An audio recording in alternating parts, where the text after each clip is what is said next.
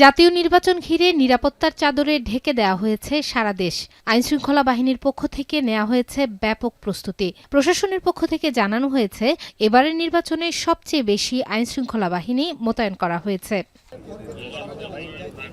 নির্বাচনের সার্বিক আইনশৃঙ্খলা পরিস্থিতি নিয়ে চট্টগ্রামে সংবাদ সম্মেলনে র্যাব জানায়, নির্বাচনী পরিবেশ স্বাভাবিক ও নিরাপদ।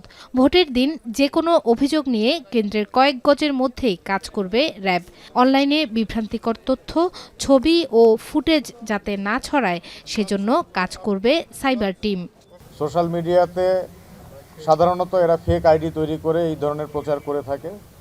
কোনো ধরনের ফেক আইডি, যে ব্যক্তিকে আপনি চিনেন না সেই ব্যক্তির দেওয়া কোনো পোস্ট দিয়ে আপনারা কেউ বিভ্রান্ত হবেন না।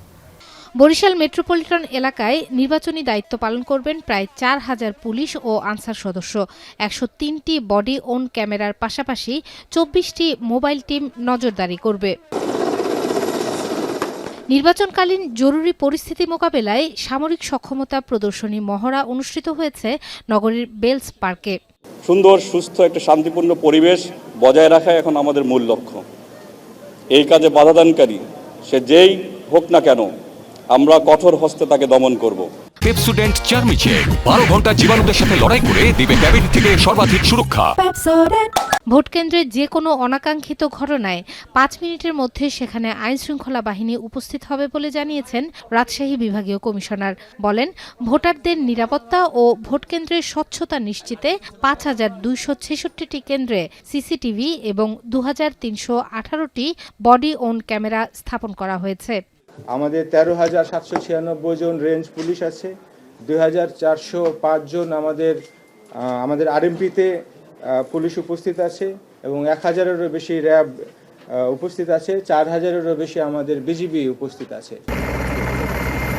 ভোটের সব প্রস্তুতি সম্পন্ন হয়েছে বান্দরবানেও।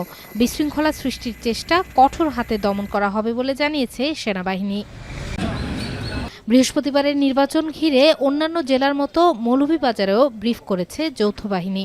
ভোটের দিন সবাইকে স্বতঃস্ফূর্তভাবে কাজ করার পাশাপাশি নির্বাচনে কেউ নাশকতা করতে চাইলে কঠোরভাবে নিয়ন্ত্রণের নির্দেশ দেওয়া হয়। এদিকে কক্সবাজারের উখিয়ায় সেনাবাহিনীর নেতৃত্বে যৌথ অভিযানে অস্ত্র ও গোলাবারুদ সহ ৩ সন্ত্রাসীকে আটক করা হয়েছে। শাহিনুর সরকার, এখন।